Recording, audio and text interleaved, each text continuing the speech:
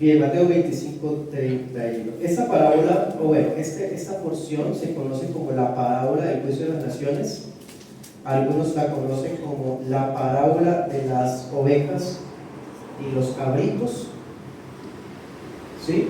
Y ahorita les decía que es importante precisar que está conectada con todo lo precedente de capítulos atrás, pero lo más próximo es lo que se conoce como el discurso escatológico, ¿sí? Quizás lo más famoso es Mateo 24, un texto pues muy conocido por nuestro trasfondo,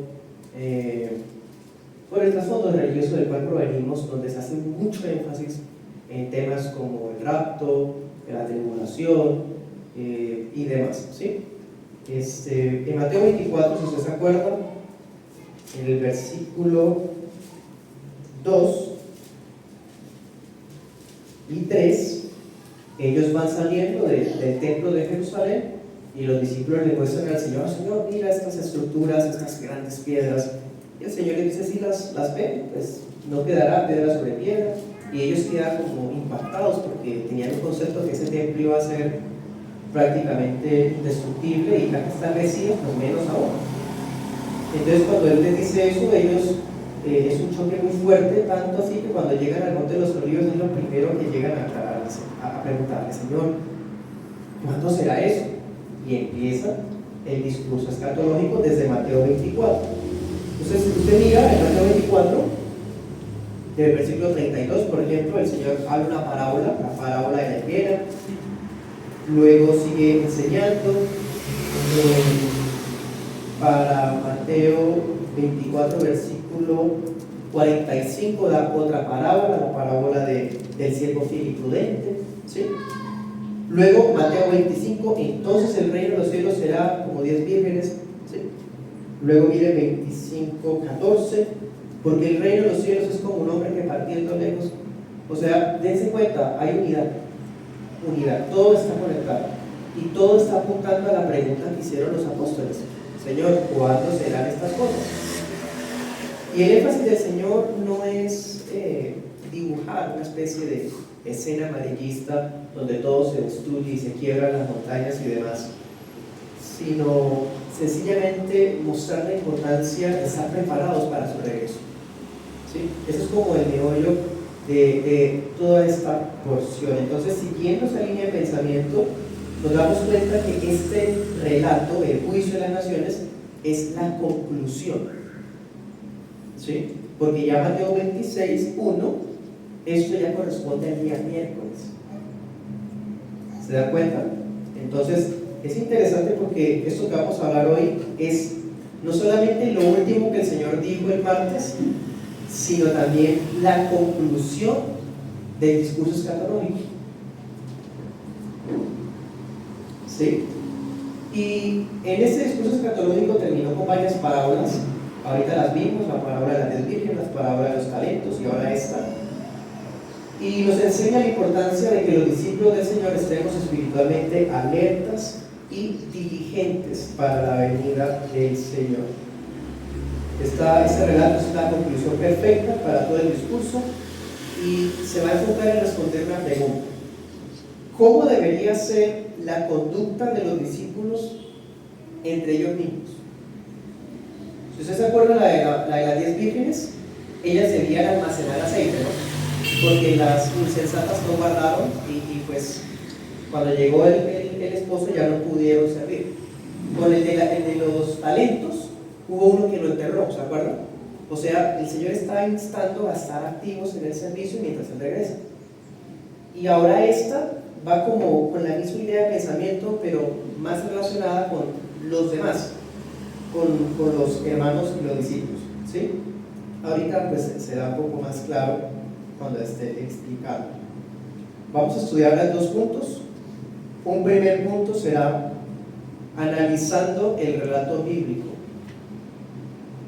y el segundo punto será aplicando las palabras del Señor. O sea, sencillamente estaremos desmenuzando parte por parte la parábola en la primera parte, y la segunda aplicaremos a nuestras vidas. Bueno, comencemos. Primer punto: analizando el relato bíblico. versos 31 al 33. Estoy usando la Reina Valera de la Sociedad Bíblica Trinitaria. Y cuando el Hijo del Hombre venga en su gloria y todos los santos ángeles con él, entonces se sentará sobre el trono de su gloria, y serán reunidas delante de él todas las naciones, y apartará los unos de los otros como aparta el pastor las ovejas de los cabritos, y pondrá las ovejas a su derecha y los cabritos a la izquierda. Amén. El Señor nos ha establecido que el fin del mundo será literalmente en su segunda venida. Eso se muestra en Mateo 24, aquí en Mateo 25, porque resulta que dice que cuando el Hijo del Hombre venga, las naciones son colocadas delante de él. O sea, ya dan por terminado todo con lo que se conoce como el juicio final. ¿Sí? Y démonos cuenta que él usa el lenguaje del profeta Daniel, un lenguaje que pues para nosotros es práctico cuando dice cuando el Hijo del Hombre, ¿sí? El Hijo del Hombre es un título mesiánico, una forma de decir Cristo, hablando de él como el que había de venir. Y le dice cuando venga en su gloria, dice otra versión, rodeado de esplendor. Y nos describe un poco cómo será. Dice, nos añade algunos detalles magníficos. Viene en esplendor glorioso. ¿Y qué más? Dice, todos los santos ángeles con él. ¿Sí? Y luego dice, se sentará sobre el trono de su gloria. O sea, con él vendrán los santos ángeles y a su regreso será establecido inmediatamente un trono. No hay periodos de tiempo, no dice que llega, hay una pausa de tanto tiempo y luego entonces nada de eso, todo eso es artificial. Aquí nos dice que él regresa con su gloria, los ángeles vienen con él y el trono se establece inmediatamente. Si quieren anoten esos textos, Apocalipsis 1:7, son textos paralelos que les pueden ayudar a profundizar un poco más. Y Juan 17:24. Permítanme leerles Mateo 19:28, mostrando que el Señor ya había usado este lenguaje antes. 19:28 dice: Jesús les dijo, de cierto les digo que ustedes que me han seguido en la regeneración, cuando se siente el Hijo del Hombre en el trono de su gloria, lo mismo que estamos leyendo, ustedes también se sentarán sobre 12 tronos para juzgar a las 12 tribus de Israel. ¿Sí? Sabemos que el Señor ya usaba el mismo lenguaje, Hijo del Hombre, cuando venga se sienta en el trono, en fin, y serán reunidas todas las naciones. Y conste que en este texto dice las 12 tribus de Israel, y en el otro dice todas las naciones. Ahorita aclaro un detalle. Vemos que todas las naciones son reunidas. Dense cuenta, serán reunidas. ¿Se acuerdan de un pasaje en Mateo 24:31 que dice que son los ángeles los que harán esto? Mateo 24:31 había dicho: enviará a sus ángeles con gran voz de trompeta y juntarán, ¿sí? O sea, eso lo hacen los ángeles. Ellos son los que van a reunir, por eso el pasaje dice: y serán reunidas. O sea, el Señor llega, se sienta en el trono y los ángeles le traen a la humanidad. Ahí. Anoten ese otro texto, Mateo 13:12. Y aprovecho la oportunidad para aclarar esto. Hay una cierta forma de interpretación que se hizo popular apenas hace unos 2 siglos, y entre todas sus conclusiones tan creativas, dice que este juicio que aparece acá es un juicio distinto al juicio del trono blanco, que de hecho es un juicio distinto al tribunal de Cristo. O sea, básicamente ya van 3 juicios. Y dice la palabra en Hebreos que cuando uno muere viene inmediatamente el juicio, o sea, 4 juicios. ¿Cuántos juicios dice la Biblia? La palabra habla de uno solo. En fin, el caso es que estas personas que son nuestros hermanos, pero fallan en este punto, aseguran que aquí dice que todas las naciones, por lo tanto este juicio se refiere a los gentiles. Ahorita establecimos que se estaban reuniendo las tribus de Israel, y si le seguimos la idea a ellos de que son los gentiles, bueno, entonces sí, Israel y los gentiles ya están reunidos. ¿Bien? Esa idea de separar como que hay juicio para cada uno es artificial. Otro detalle, ¿no les parece con el simple hecho que diga todas las naciones, no están también los judíos ahí? Todas las naciones son todas las naciones, ¿no? No solamente los gentiles, sino también los judíos. Por ejemplo, mire Mateo 24, 14. Dice: será predicado este evangelio del reino en todo el mundo para testimonio a todas las naciones. ¿Qué decía Pablo en Romanos 1? Primeramente al judío y luego al griego. Todos escucharon el evangelio, no hay distinción al respecto. Entonces todas las naciones es todas las naciones, incluyendo a judíos y gentiles. Así que este juicio tiene presente a todas las naciones, literalmente. ¿Bien? ¿Qué más nos dicen sus pasajes? Que cuando Él esté ya en el trono, los ángeles le traen la humanidad, pero el que hace la separación, ¿quién es? Es Cristo. Impresionante, ¿no? A propósito de esta moda inclusiva, ecuménica y universalista de pues asegurar que todos son hijos de Dios, que todos pues en última van a lo mismo, dése cuenta que no es así, que el mismo Señor se encargará de hacer esa distinción, ¿no? Y Él mismo, de su soberana autoridad, ¿qué hace? Como pastor, porque miren que usa un lenguaje pastoril. Aquí está hablando de naciones y de repente habla de ovejas y cabritos, ¿sí? Eso no les llama la atención, eso es muy interesante, porque Él ahí está actuando como pastor. Una función pastoral es hacer ese tipo de distinciones. Y separa a unos de otros. ¿A quiénes puso a la derecha? A las ovejas. Miren el Salmo 45:9.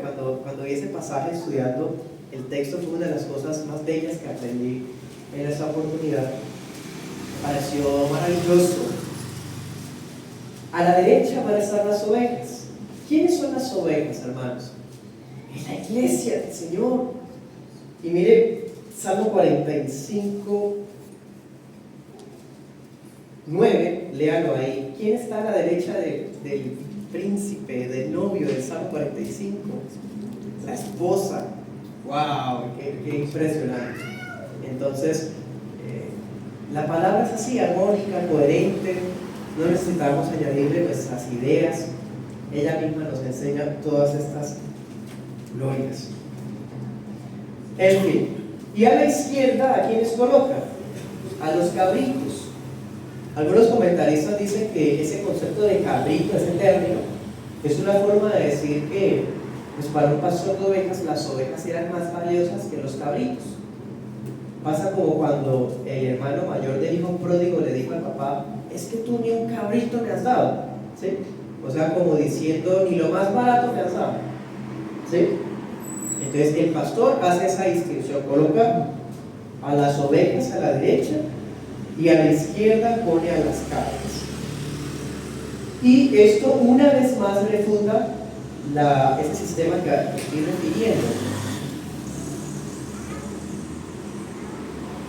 Estos hermanos dicen que este juicio es nacional, o sea, está hablando de juicio de naciones y no de personas. No es cierto. Hablo de naciones, pero luego ¿qué dice? Separa quiénes de quiénes, unos de otros. O sea, sí, comienza hablando de naciones, pero luego el juicio va a ser más específico. Así como lo muestra la palabra, que todo el mundo estará frente al trono blanco y cada uno será juzgado por los libros. ¿Se acuerdan? O sea, hay coherencia, hermano, no hay razón para hacer distinciones o divisiones en las escrituras.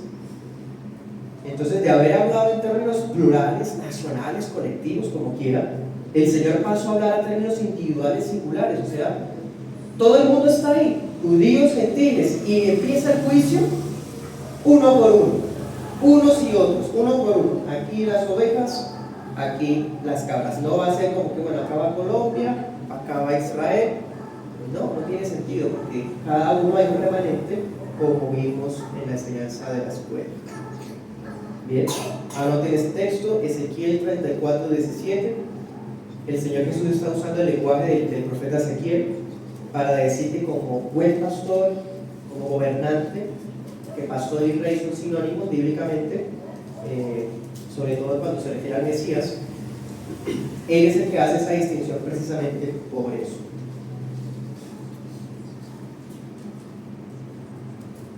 Bien, sigamos adelante, leamos versículos 34 al 36.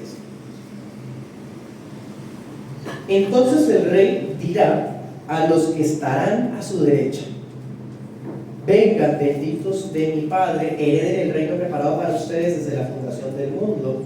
Porque tuve hambre y me disteis de comer, tuve sed y me disteis de beber, fui extranjero y me recogisteis, estuve desnudo y me vestisteis, estuve enfermo y me visitasteis, estuve en la cárcel y vinisteis a mí. Amén. A los que estén a su derecha, ¿qué les va a decir el Señor? El rey pastor: vengan, benditos de mi Padre, hereden el reino preparado para ustedes desde la fundación del mundo, tal cual como vimos en la escuela. Tal cual. Coherencia. Anoten esos textos: Mateo 5:3 y Mateo 19:29. Son varios textos, hermanos, es que no alcanzamos a leerlos todos, disculpen. Luego le dice: porque tuve hambre, ustedes me dieron de comer; cuando tuve sed, me dieron de beber; cuando fui forastero, me hospedaron. ¿Sí? O sea, cuando estuve en condición de extranjero o de huésped, me atendieron. Estuve sin ropa y me vistieron. Estuve enfermo, me visitaron. Dice otra versión: me cuidaron. Estuve en la cárcel, vinieron a verme. ¿Sí? O sea, ahora que vamos a hablar de lo que el Señor dijo a los de su derecha, nos damos cuenta que Él está hablando de las implicaciones de la verdadera fe. Esas breves palabras que acabamos de leer encierran enormes verdades acerca de la salvación del pueblo de Dios. Y ahorita en las aplicaciones veremos un poco más que esta porción se ha prestado para que algunos piensen que la salvación de esos que están a la derecha se debe precisamente a las obras que hicieron. Y pues al haber leído, hermanos, de esa manera puntual, ¿sí?, exegética, nos damos cuenta que no es así. Porque el reino les fue preparado desde antes de la fundación del mundo, antes de que obraran, ¿no les parece? Más bien es al contrario, que ellos obraron en respuesta a esa gracia que recibieron. Esa es la lógica del Evangelio. Ahorita profundizaremos un poco más. Sigamos adelante. Versos 37 al 40. Entonces los justos le responderán, las ovejas de la derecha: Señor, ¿cuándo te vimos hambriento y te sustentamos? ¿O sediento y te dimos de beber? ¿Y cuándo te vimos extranjero y te recogimos? ¿O desnudo y te vestimos? ¿Y cuándo te vimos enfermo en la cárcel y vinimos a ti? Y respondiendo el rey, ¿sí?, hijo de hombre, pastor, rey, les dirá: de cierto les digo que en cuanto lo hicieron a uno de estos mis hermanos pequeñitos, a mí me lo hicieron. De estos quiénes. Como iglesia confesional, hermanos, que somos, debo ser un poco insistente, y no tengo el ánimo de generar alguna especie de polémica o algo por el estilo, pero sí quiero mostrarles la necesidad de ser coherentes en nuestra lectura de las Escrituras, y más aún si confesamos un evangelio bíblico apegados a una herencia reformada. En este caso vemos que los hermanos míos pequeñitos, ¿quiénes son? Los que están a la derecha, las ovejas. En cambio, este sistema del cual estoy aludiendo, que es el dispensacionalismo, enseña que hay tres grupos acá: que hay ovejas, que hay cabras y que hay hermanos pequeñitos. O sea, hay tres grupos, ya no solamente dos, sino tres. ¿Se dan cuenta el problema de hacer distinciones artificiales? No. de estos pequeñitos se está refiriendo a las mismas ovejas con las que está hablando, porque el pasaje no da permiso ni a hacer distinciones artificiales entre naciones, ni tampoco a hacer otra distinción aparte de la que el mismo rey está haciendo. Dos, ovejas y cabras, no hay más. En fin. ¿Qué tipo de obras enfatiza el Señor en este relato? ¿A quiénes estaban dirigidas las obras?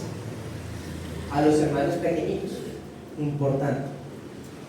También es importante precisar eso, hermano, porque algunos usan esta parábola para insistir en hacer obras de calidad y empiezan a hablar de algo denominado justicia social, que proviene del siglo pasado de herejes liberales.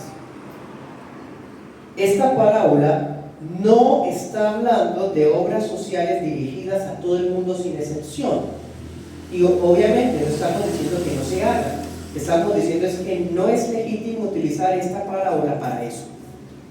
Usted y yo queremos ayudar a todo el mundo, adelante, pero no usen Mateo 25 para decir que entonces seremos juzgados basado en eso. Eso está erróneo. Aquí lo que está diciendo es que los pequeñitos son quienes, mis pequeñitos, mis hermanos, mi pueblo, mis ovejas. Las obras de las que se está hablando acá están dirigidas a quienes, al pueblo de Dios. Y ahorita profundizaremos un poco más. Los justos le preguntan al rey: Señor, pero ¿cuándo te vimos con hambre o con sed, forastero, desnudo, enfermo, encarcelado?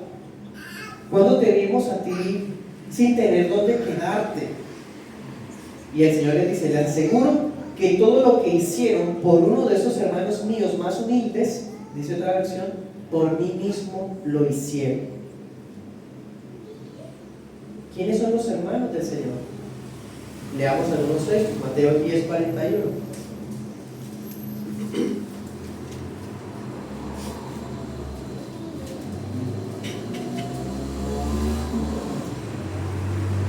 Desde el 40 dice: el que los recibe a ustedes, a mí me recibe. El que a mí me recibe, recibe al que me envió. El que recibe a un profeta, por ser profeta, recompensa de profeta recibe, y el que recibe a un justo, por ser justo, recompensa de justo recibirá. Y cualquiera que dé de beber a uno de esos pequeñitos un vaso de agua fría solamente, por ser discípulo, de cierto les digo que no perderá su recompensa. ¿Sí? El mismo evangelio de Mateo, o las mismas palabras del Señor, ya sabemos quiénes son los pequeñitos hermanos míos. Bueno, pueden mirar en otro texto, Mateo 18, 5 al 6. Mateo 18, 5 al 6. Dice: cualquiera que reciba a un niño como este en mi nombre, a mí me recibe. Cualquiera que escandalice a alguno de esos pequeños que creen en mí, mejor le fuera. ¿Se acuerdan? ¿Quiénes son los pequeñitos? ¿Quiénes son las ovejas? Los que creen en mí, los discípulos. Las ovejas que están a la derecha. ¿No? Sigamos adelante. Estamos desmenuzando, hermanos, para cuando apliquemos, las aplicaciones sean puntuales y precisas. Leamos versículos 41 al 43. Entonces dirá también a los que estarán a la izquierda: apártense de mí, malditos, al fuego eterno preparado para el diablo y sus ángeles, porque tuve hambre y no me dieron de comer, tuve sed y no me dieron de beber, fui extranjero y no me recogieron, estuve desnudo, no me vistieron, enfermo y en la cárcel, no me visitaron. Bueno, el Señor ya habló a los de la derecha. Ahora se dirige a los de la izquierda y les dice: aléjense de mí, malditos. Otra versión dice: los que merecen la condenación. Váyanse al fuego eterno preparado para el diablo y sus ángeles. Anoten este texto, Apocalipsis 17, 8. Y bueno, ahí vuelve y les dice lo mismo: tuve hambre, pero no me dieron de comer, tuve sed, fui forastero, estuve desnudo, en fin. Ahorita vimos que con las ovejas se hace énfasis, por lo menos en esta porción de la palabra, en las obras que hace el mismo pueblo de Dios a favor del pueblo de Dios. ¿Sí? Se hace énfasis en los hechos que usted y yo mostramos a favor de nuestros hermanos. Y cuando se dirige a los de la izquierda, el Señor está hablando de las mismas obras, pero nos deja ver lo graves que también son los pecados por omisión. Básicamente se les está juzgando porque no hicieron. Eso es pecado por omisión, ¿o no? ¿Y cómo es nuestra mentalidad, hermanos, en nuestra vida diaria? Para nosotros es más pecado cuando alguien comete tal o tal cosa, ¿sí o no? No, pues idolatría, adulterio, chisme, son pecados graves porque son hechos, actos, pero no se nos olvide que también Santiago dice que el que sabe hacer lo bueno y no lo hace es tocado por pecado, ¿sí? Y el Señor está estando en la misma categoría de gravedad. De hecho, a las cabras de la izquierda les está dando una sentencia por lo que no hicieron. ¿Se dan cuenta? Eso es muy impresionante. O sea, el que quiera salvarse por obras no solo ha de tener en cuenta lo que hace, sino lo que no hace. No hay salida, hermanos, para el que quiera salvarse por obras de la ley, como aprendimos esta mañana. Bien, sigamos adelante, versículos 44 y 45. Entonces también ellos le responderán diciendo: Señor, ¿cuándo te vimos hambriento o sediento o extranjero o desnudo o enfermo o en la cárcel y no te servimos? Entonces le responderá diciendo: de cierto les digo que en cuanto no lo hicieron a uno de estos pequeñitos, tampoco a mí lo hicieron. E irán estos al castigo eterno y los justos a la vida eterna. Cuando el Señor habló a los de la derecha, ¿qué les dijo? Benditos de mi Padre, ¿sí? Hay preparado para ustedes un reino desde la eternidad, ¿sí? Desde antes de la creación del mundo. Y ahora cuando habla a los réprobos, les dice malditos. Los unos son benditos de Dios y los otros son malditos de Dios, obviamente también. Pero hay un detalle interesante: a estos se les ha preparado el reino, pero cuando se le habla a estos otros, se les dice: el infierno, por así decir, si me permiten la expresión, estaba ideado principalmente para el diablo y los demonios, para Satanás y los demonios, ¿cierto? Pero debido a que estas personas no recibieron el Evangelio, no escucharon el mensaje con fe, sino que se mantuvieron en una condición de incredulidad, se perdieron. Bueno, importante. El destino final de estas personas es el mismo del de Satanás y el de los demonios. Y cuando ellos pregunten: Señor, pero ¿cuándo nosotros, si nosotros hubiéramos sabido, hasta lo hubiéramos hecho? Pero ellos van a recordar precisamente con las mismas palabras que le dijo a los justos, que ellos no hicieron ninguna obra a favor de sus discípulos. Impresionante. Hermanos, el verdadero servicio a Dios no se reduce al púlpito o a la colaboración de la iglesia local. Es importante, claro, la Biblia lo manda. Dios ha llamado a algunos varones y los ha capacitado con su espíritu para que ministren en la iglesia local de manera pública, y hay otros hermanos dotados para que apoyen de manera material a la iglesia local, y ambos están supliendo las necesidades reales de la iglesia. Pero hay algunas personas que sienten que no tienen nada que hacer, que se sienten adormecidos o inútiles y dicen: no, pero es que La vida cristiana se me ha reducido desde que llegué a la Reforma a sentarme en una silla cada 8 días. Si usted está con esa mentalidad, hermano, arrepiéntase. Porque hay mucho que hacer, muchísimo que hacer. Empezando con las necesidades de sus propios hermanos de la iglesia local. Su merced, por ejemplo, las hermanas no están llamadas a ministrar a través de la enseñanza pública en la iglesia.